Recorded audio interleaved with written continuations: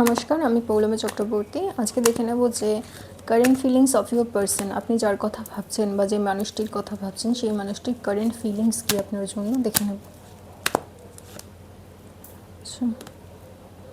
যে মানুষটির কথা ভাবছেন সেই মানুষটি কিন্তু কোথাও না কোথাও এই মুহূর্তে কোনো রকম কমিউনিকেশন করছেন না, বা আপনার সাথে কোনো রকম কথাবার্তা সেইভাবে হচ্ছে না, যোগাযোগ রাখছেন না, বা কথাবার্তা হলেও সেটার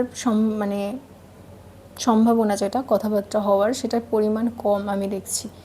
এই মানুষটি এই মুহূর্তে যে মানুষটির কথা আপনি ভাবছেন সেই মানুষটি কিন্তু কোনো রকম অ্যাকশান নিচ্ছেন না, আপনাকে যোগাযোগ করা, কল করা, মেসেজ করা বা দেখা করা সেই জিনিসটা কিন্তু আপনি চাইছেন করতে, কিন্তু তিনি কিন্তু করছেন না। আমি সেরকম একটা কিন্তু সম্ভাবনা দেখছি, এবং সেই কারণে কিন্তু আপনি যথেষ্ট পরিমাণে কষ্ট পাচ্ছেন, দুঃখ পাচ্ছেন, এবং কোথাও না কোথাও নিজের মধ্যে ভেতরে ভেতরে কুমড়োচ্ছেন। সেই মানুষটি কিন্তু আপনার সাথে যোগাযোগ করছেন না, আপনি যেটা চাইছেন সেই জিনিসটা কিন্তু আপনাকে দিচ্ছেন না।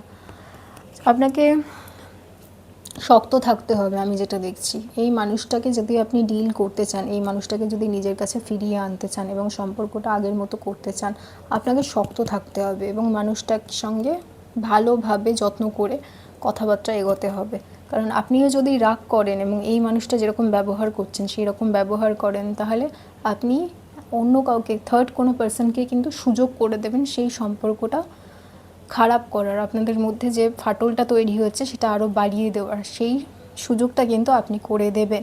ঠিক আছে? সেই ক্ষেত্রে আমি দেখছি অনেক ক্ষেত্রে আশেপাশে এমন কেউ আছে, সুযোগ সন্ধানী মানুষ, যারা কিন্তু অপেক্ষা করছে যে সম্পর্কটা এবং আপনাদের মধ্যে ফাটল যেটা রয়েছে সেটাকে সে নিজের কাজে লাগাবে। সুযোগ সন্ধানী মানুষ কিন্তু আপনাদের আশেপাশে রয়েছে। কাজেই এই যে মানুষটা আপনাকে এই মুহূর্তে যে ইগনোর করছে বা এই মুহূর্তে আপনার সাথে ভালোভাবে কথাবার্তা বলছে না, তার জন্য কিন্তু মানুষটার উপরে আপনার যত রাগ আছে, যত অভিমান আছে, সেগুলো কিন্তু এই মুহূর্তে দেখাবেন না। সম্পর্কটা একটু ভালো হোক, সম্পর্কটা একটু স্থায়ী হোক, তারপরে কিন্তু আপনার যত রাগ অভিমান যা যা রয়েছে সেই সমস্ত কিছু কিন্তু আপনি দেখাতে পারেন, কোনো অসুবিধা নেই। কিন্তু একটা কথা, এই মুহূর্তে উনি যেরকম ব্যবহার করছে সেরকম ব্যবহার কিন্তু আপনি করবেন না। আপনার যতই কষ্ট হোক, যতই রাগ হোক, যতই দুঃখ হোক, আমি বলবো আপনি সম্পর্কটাকে যত্ন করে মানুষটার সাথে ভালোভাবে ব্যবহার করুন। আরেকটা জিনিস যেটা দেখার, সেটা হচ্ছে দেখছি মানুষটা নতুনভাবে শুরু করতে চাইছেন। যে মানুষটার সাথে আপনি কথা বলছেন সেই মানুষটা আপনার সাথে নতুন করে শুরু করতে চাইছেন।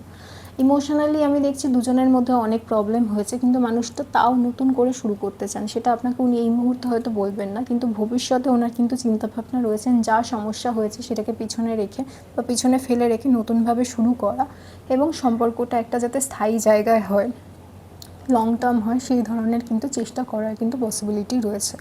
এই রিডিংটাকে ক্লেম করতে হলে লাইক করতে হবে, সাবস্ক্রাইব করতে হবে, ফেসবুকে দেখলে ফলো করতে হবে। এটা জেনারেল রিডিং, সবার সাথে 100% মিশবে না। যদি জেনারেল রিডিং, পার্সোনাল রিডিং নিতে হবে, যদি 100% মিলতে চান বা আপনি কোনো সমাধান চান, রেমেডি নিতে হবে। সবাই খুব ভালো থাকবেন। নমস্কার।